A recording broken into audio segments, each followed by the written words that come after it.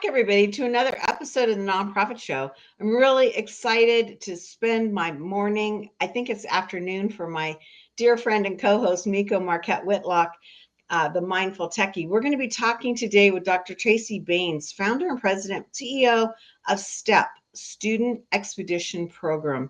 And interestingly enough, we're going to be talking about tackling poverty through students and that whole journey of what education can do, not just for the students, but really for all of us. And so, Dr. Baines, I'm really excited to learn from you today. Welcome. Thank you. This will be a lot of fun. Hey, it's also a lot of fun is looking at this slide each and every day of my life and knowing that we have these amazing partners. They include Bloomerang, American Nonprofit Academy, Staffing Boutique, JMT Consulting, Interim Executives Academy, Your Part-Time Controller, and Fundraisers Friday. I'm Julia C. Patrick, CEO of the American Nonprofit Academy. And as I mentioned, I'm joined today by Miko Marquette Whitlock, the amazing brain behind Mindful Techie. He's an author, he's a speaker, a very, very soulful individual. And Miko, we are lucky to not only have you on the Nonprofit Show, but certainly in our sector. And so thank you for joining me today with our guest. I'm really excited to welcome Dr. Tracy Baynes. As I mentioned, she's the founder, president, CEO of STEP. Okay, what is STEP? Well, STEP is a college prep and college access program for low-income, first-gen to college students in Arizona. So we work in Tucson and Phoenix, Arizona. Now, the pathway that I took in getting here is slightly unusual. I actually got my degree in oceanography, and now I'm doing college access in the desert. But the reason that I got to this place is that I was, for years, teaching college semesters at sea, so going out on tall ships. I was also teaching for the National Outdoor Leadership School and Outward Bound. And I was finding that these programs were incredibly transformational, but I was also finding after doing this for years that I was only working with wealthy students. Yeah. And I thought, where is everybody else? And I started looking at the education statistics and saw this persistent and significant educational achievement gap between high income and low income students. And when you see something like that, you know that's not on ability alone. Something else is going on there. And so I thought, gosh, I really want to, look into this and dig into this. And this is where my kind of research background comes in. And I started talking to teachers and counselors at high schools. And I said, what's going on here? And they said, Tracy, there's so many kids that we know that were working hard in school, doing really well. And everybody thought they were on track and they didn't go to college. And when I heard that, it was a real aha for me. I was like, that's who I want to work with. And so in 2004, I started reaching out to youth at risk organizations, and we got our first 9 students. And originally, STEP was, and I hate to say just, but it was just a leadership expedition into the wilderness of Alaska for 3 weeks every summer.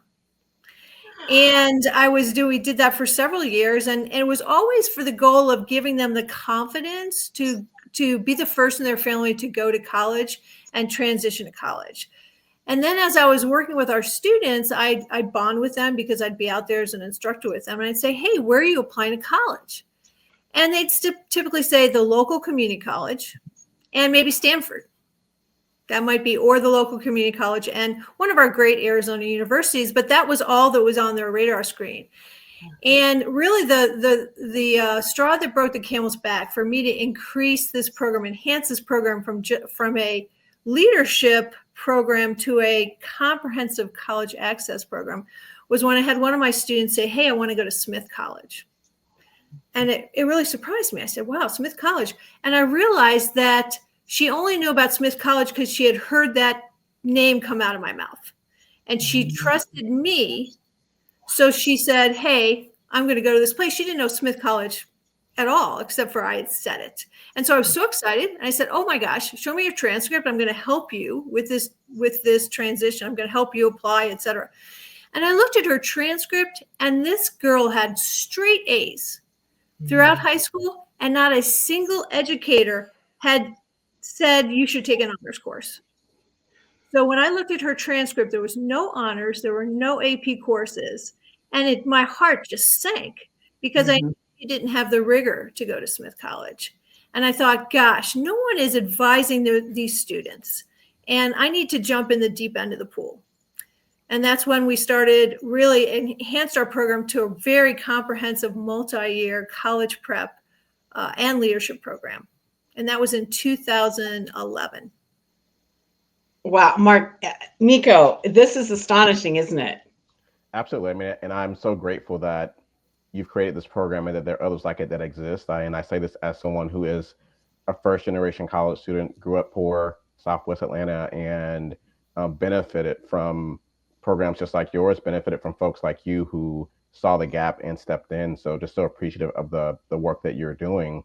And I'm curious about just diving a little bit deeper into what you have alluded to in terms of taking a personalized approach to this. I know that I had the privilege of attending a private high school on scholarship, but my needs were a bit different from some of my peers who came from wealthier backgrounds, who had the example of other folks that have come before them to go to college. But I'm curious if you could sort of speak to this personalized approach and what does that mean for someone that comes from a low income background, someone that perhaps hasn't been exposed to the range of options that are available to them.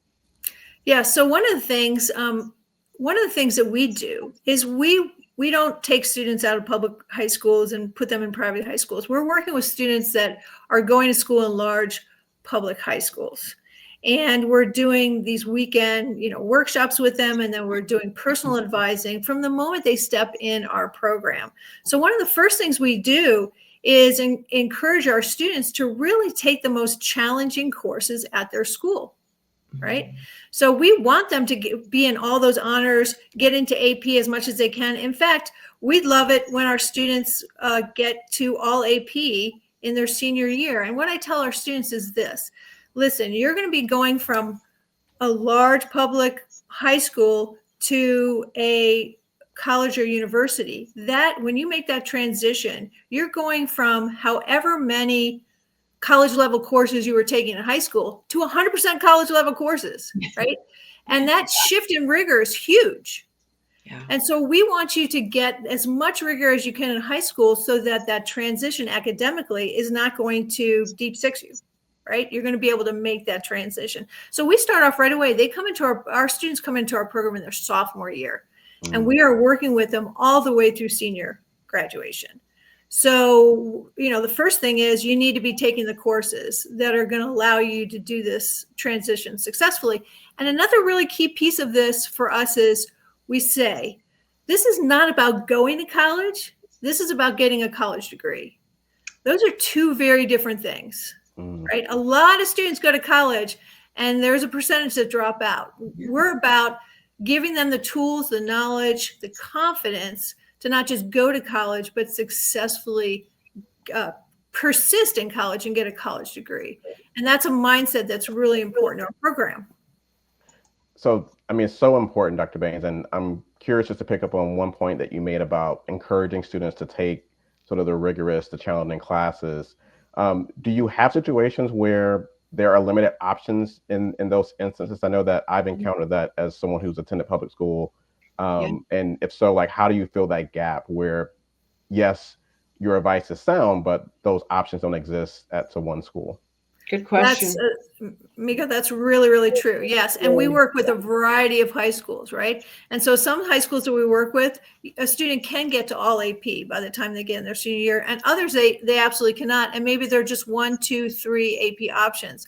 What we've learned, and we work closely with schools, and I want to take a second and talk about the schools and colleges and universities we work with. But, admissions directors tell us we understand that some public schools don't have the offerings that other schools would have. What we want to see is the students taking the highest rigor they possibly can at their school. So we're looking for that motivation, that determination, that willingness to work hard. I want to speak to the fact that, what we have a very vetted list of colleges and universities that we encourage our students to consider. We certainly are always excited about our 3 Arizona State universities, but we are also working with schools outside of Arizona. And the only way those schools get on our list is if they meet full financial need of the students and families. That's a really critical piece. Yeah. So we have a handful of colleges and universities, I would say 30 to 40 of each, that we target. And the only way they get on our list, and I've had schools reach out to me and say, hey, we want to work with you. I said, well, if you don't meet full financial need, we're not interested.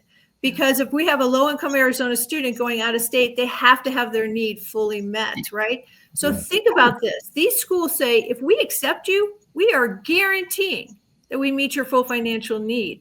That means if your need is everything, we are 100% covering you. Yes. And this is the thing we don't talk about. It's not talked about out there, that actually, if you're a low-income student and you're really willing to work hard, you will have your education paid for. Like, it will be affordable. You just have to know about these schools. And so a lot of what we do is expose our students. We bring in mission directors in. They're human beings. We talk to them. We have our students talk to them. It's very much about relationship. And so those are the schools that we work with. It just happens that those schools are the highest ranked schools in the country. We don't work with those schools because they are highly ranked. We work with them because they meet full financial need. So we have students going to the top ranked schools in the country, successfully going and getting a college degree from these institutions. I think it's so important what you mentioned about the financial need piece. And, I've been working since I was 14 and worked throughout high school. And I know that that's part of the challenge too, with some of the students that you advise. I'm curious. I remember the cost of taking the SAT, the cost of applying to schools, the cost of AP courses and being able to take the AP exam. How do you all mitigate those type of financial challenges? Well, the AP exams, it's interesting with that. What we say to our students is, you definitely want to take the AP courses. Sometimes schools are able to pay for the AP exams for students. If for any reason the AP exams are not something that you can do, you have to pay, you can't do it financially, don't take the exam. What the schools want to see is that you took the course. Okay. You had asked about something else about another charge. What was that? Taking the SAT. Okay. Applying to college. Every low-income student has access to fee waivers. Okay. And also even even applying to school, their application, fees, any school worth its salt will waive those fees if you're coming from a low-income background. So this kind of moves us to our next, thought here or point of the conversation, is that these first generation to college students, wow, they need so much guidance. I mean, where are they going to get it? I mean, if they're a first gen immigrant from an immigrant family, they have that additional issue of language. They're not going to have people in their family that can even help read these applications or navigate this. I mentioned in the green room, I work with a family. They, until very recently, didn't have a laptop. They got a laptop issued from school, but it was so locked down, they couldn't get onto some of these other sites that would help them. This is such a deeper issue where guidance is needed. How do you navigate that? Well, one of the things we do is we are working with the parents also, right? Oh, yeah, it's a family affair. And for example, one of the things is financial aid. I got to tell you, after doing this for 20 years, I don't see how any low-income family navigates that process. It's incredibly complicated. The forms that need to be filled out, the questions that are asked, et cetera. And so we work very intensely with our parents, for example, and our students throughout the whole entire financial aid process, from telling them about FAFSA and the CSS profile and actually doing those forms in our workshops. And also, when you get a financial aid award, understanding what that is saying, understanding what you need to do to budget to make that affordable. I mean, it's such a it's such a detailed process. So, and you're right. The bottom line is that we're working with students whose families, maybe their parents didn't even graduate from middle school or high school because they had to go and work in order to support the family. So when you think of a student coming from that family and graduating from high school, they've already blown way past the goalpost, right? Okay. And so you can understand why the family might say, okay, you've already gone way further than we have. There's no need to go to college, right? And so there's just not an understanding of what opportunities that will open up for the family and for students, right? And so that's where we come in, and we're educating not only the students, but the parents, the families on this pathway and the opportunities that it's going to open up for them. Absolutely. So Miko, I'm going to put you on the hot seat, and Sure. you mentioned that you're a first generation college student, but more importantly, you're a person who has navigated to higher education as well with your master's. Yes. How was your family and friends understanding of that when maybe you couldn't participate in family events, or you went to school far away in a different climate? Like, what did that look like? Did you find that resistance and that you needed that support? No, there was there was a lot of support. There was a lot of pride, a lot of gratitude, a lot of people maybe not knowing how to navigate the process, but contributing whatever they could in whatever way was meaningful for them. So people sending care packages, people sending cards with whatever that nominal amount was throughout that entire journey, people sending words of encouragement. You know, when I come home for break, people really curious about how it's going and what it's like, and wanting to know more about the experience. And, oh, can you talk to my friend's son who's also interested in taking this path? Like, what is that like? And can you share a bit about your journey? So I was fortunate to be able to find a lot of support, a lot of encouragement, even where there wasn't necessarily sort of the tangible know-how, knowing how to navigate the process. And I will say that, you know, Dr. Baines, one of the challenges I faced was I was one of those students that I figured out myself, right? I was completing the forms myself. I was asking my mom for her tax information and the income information.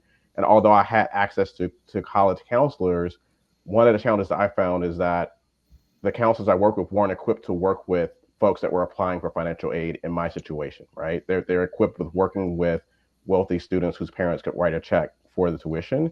And so it wasn't just about counseling about type of programs and colleges to apply to, but it's also about how do you actually pay for that? You know, do I have to work, and what are the options for those types of things? Even if I get in, like, how do I afford travel to actually get to the place and get back home during the break and so on? So there's so many different variables that were at play for me, and I imagine perhaps similar for the students you work with. Yeah, and to your point, one of the things that we are facing in this country, and is that in large public high schools, the counselor-student ratio is ridiculous. So I think in Arizona, it's like one counselor to 600 students. So I don't care how motivated and dedicated you are coming into a career of counseling. If you're facing those odds, you can't get to this. You can't even get to the students to give the advice. And that's really what we're that's why STEP is so important in these students' career and lives and pathway to college, is because we are stepping in to be that guidance that they need, right? And we really do know the big picture of what's out there and can give the best guidance to navigate that. And so, I think of counselors in these schools and all the tremendous work that they're doing, but it's just an impossible task, right? And that's, I think, when I go back to, that example I gave of that student that nobody had ever thought to tell her to take a hard course, right? How did that slip through? She was getting straight A's, and it's that lack of guidance, not because you don't have dedicated counselors, the numbers just don't work out. Right. And so, but to your point, Miko, too, is navigating not just, navigating what courses you should take to all the way to let's explain a financial aid award. Mhm. Right? Yeah. It's massive. It's so comprehensive. We also do writing workshops. Let's Mhm. work on our writing skills. Let's work on actually writing a narrative essay for a college application. There's just, we work on self-advocacy skills, Mhm. right? Because one of the things I say to our students and families is our whole goal is to become obsolete in your life, right? Right. So we want you to be able to take it from here. When you graduate from STEP in high school, we want you to have the tools to be able to take it from here and meet those challenges that you will have in college. There's no doubt about it. You will have roadblocks, challenges, difficulties. You have got to have the confidence and you've got to have the self-advocacy skills to ask for help and get that help because there's lots of support out there at these schools. So I have a question that is this is like Julia Patrick counseling for me, Dr. Baines, because the family that I work with, 5 kids, first generation, parents are undocumented, hardest working people on the planet, amazing human beings. Yes. Their children are remarkable, but they're still children. And, you know, when I look at the boys within the family, they're very, very, I mean, they're proper, they're old school from their culture, they're incredibly respectful. But, you know, they're as smart as they are, they're emotionally inequipped to navigate some of these concepts because in essence they're little boys, right? And so I'm wondering like how you can navigate that, because I've seen the first one now that's in college. Within 6 months he was so transformed physically, mentally, emotionally, his confidence. I couldn't get him there while he was in high school. Right. And I'm wondering like how do you do this? Well, I mean, part of it is that we're working really intensely with the students, right? We're not only doing monthly workshops, but we're doing personal advising. And so we're kind of meeting each student where they are and working with that. And, you know, we have a range of, you know, they're teenagers. We have a range of maturities, you know, and we have our alumni come back in one of the workshops that we have for seniors. We have alumni come back and say, and have the alumni specifically work with our seniors to say, let's talk about the transition to college. Let's talk about the things I faced. Let's talk about this imposter syndrome that I dealt with, right? Thinking, oh my gosh, I don't belong here, or they must have made a mistake, or I'm fooling people, right? Because you're going into a situation that's very different from anything you've ever been in before and around people you've never been around before, right? And so we have our alumni come back and talk to our students, and I'm always just so thrilled when I see our alumni come back, and I just think, my gosh, you're so mature. Yeah, you've grown up so much, you know, you're adults, you know, it's so great. And this is part of the thing about, you know, one of the pieces of advice I give our students is when you are faced with an opportunity where you can step outside your comfort zone and maybe do something that feels a little risky to you and a little bit scary, go do it. Take that opportunity, because every time you do that, you gain internal confidence. We know as adults, we can say until we're blue in the face, you can do anything you want to do. But until that student really understands it internally, it's not going to get through. The only way they get to that place is if they take on challenges and they succeed, and then they know they're ready to take the next challenge on.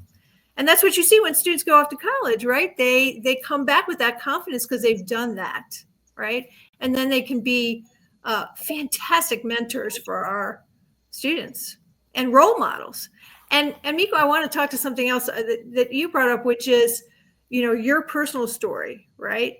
And how everybody was supportive of you. One of the things that I find too is that we work with so many now younger siblings of students that we worked with, you know, so the older siblings are being role models. They're being it for their younger siblings, their cousins, their community members, and also their peers at their school. So we've had counselors say to us, hey, STEP is so much bigger than just the students you work with, because the students you work with then mentor their peers at our school and are being exposed to these schools that you're exposing our students to. So it is a it's a ripple effect that is really incalculable. It's huge. Yes, absolutely.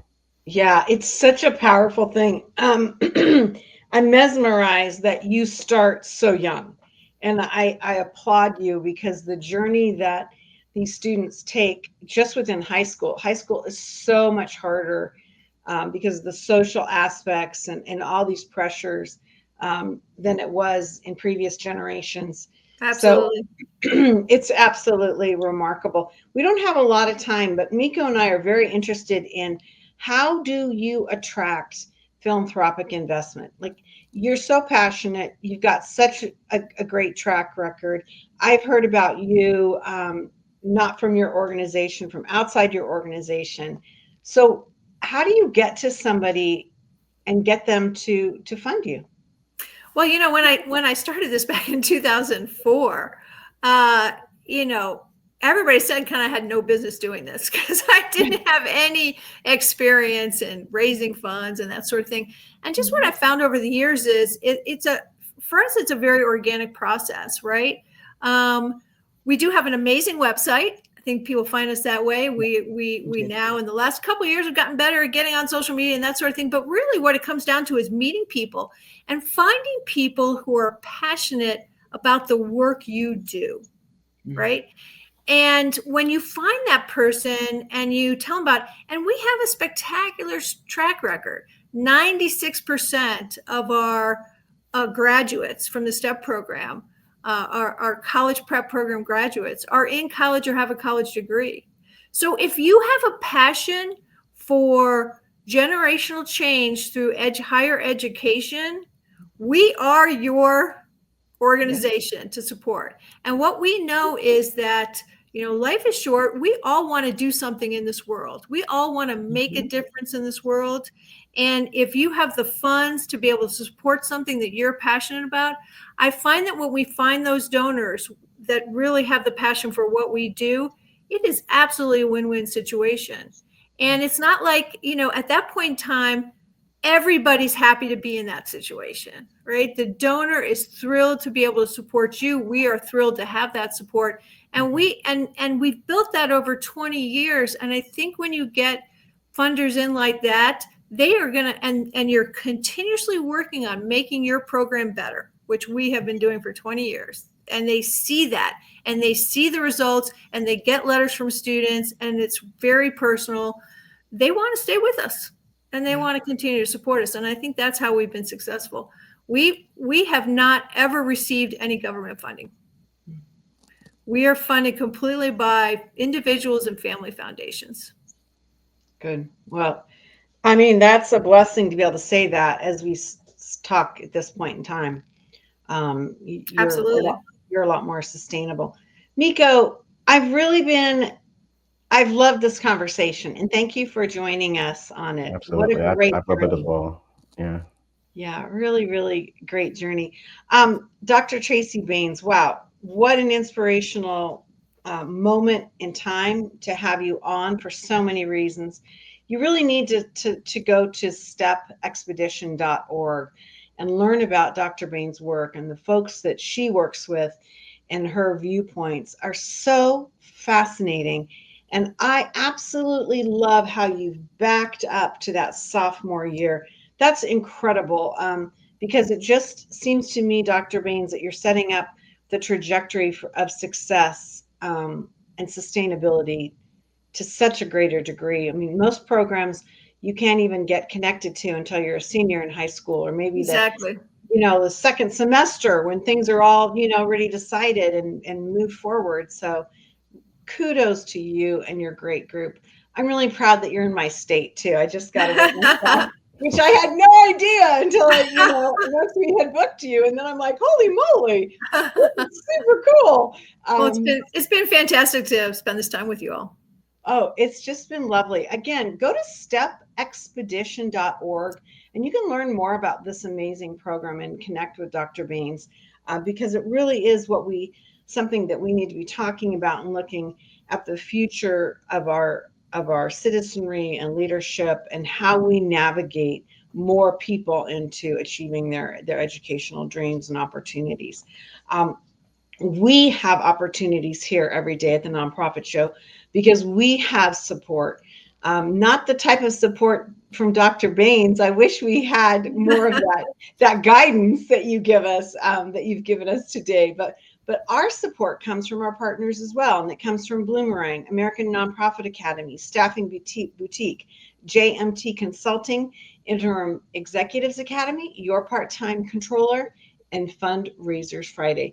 Miko, wow, I'm really excited about navigating my day and the work that I do with this family. I've really learned a lot. And so thank you for being part of that journey, my friend. Thank you for having me. And Dr. Baines, thank you for the work you do. Thank you, guys. It's been a lot of fun. Hey, everybody, we end each and every episode with this mantra, and it goes like this: to stay well so you can do well.